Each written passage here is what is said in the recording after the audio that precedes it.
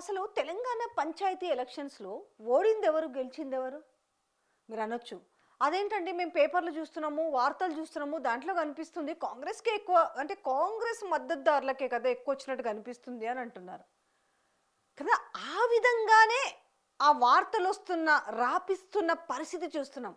కానీ వాస్తవానికి ground reality ఏంటి? అసలు గెలిచిందెవరు? ఓడిందెవరు? గ్రామాల్లో ప్రజలు ఎవరిని తరిమి కొడుతున్నారు? అసలు ఈ రియాలిటీని మర్చిపోయిండ్రు.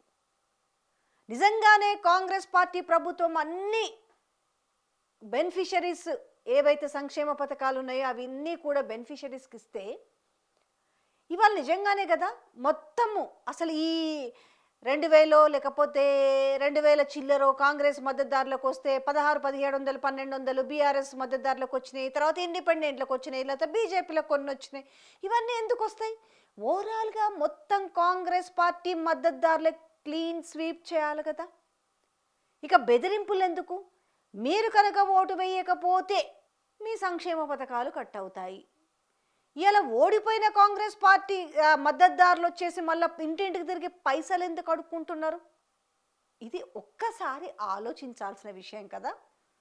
ఏ రకంగా ఈరోజు కాంగ్రెస్ పార్టీ ప్రభుత్వం ఈరోజు తెలంగాణ రాష్ట్ర వ్యాప్తంగా ఎట్లా ఫెయిల్ అయిందన్న విషయము, ఈరోజు వ్యతిరేకత ఎంతుందన్న విషయం అయితే ఇలా కనబడుతుంది కదా.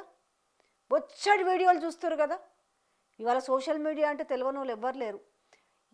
కేవలం ఈరోజు మెయిన్ స్ట్రీమ్ను లేకపోతే ప్రధాన వార్తాపత్రికలను మేనేజ్ చేయొచ్చు, కానీ సోషల్ మీడియాని మేనేజ్ చేయలేరు కదా. అందుకే వాస్తవాలు బయటకు వస్తున్నాయి. కేవలం గుడ్డలు చింపుకుంటారు. చూసిరా, బీఆర్ఎస్ మద్దతుదారుల కంటే కాంగ్రెస్ మద్దతుదారులకే ఎక్కువ వచ్చినాయి అంటారు. కానీ అసలు మరి బీఆర్ఎస్కి ఇన్నెందుకు వచ్చినాయి?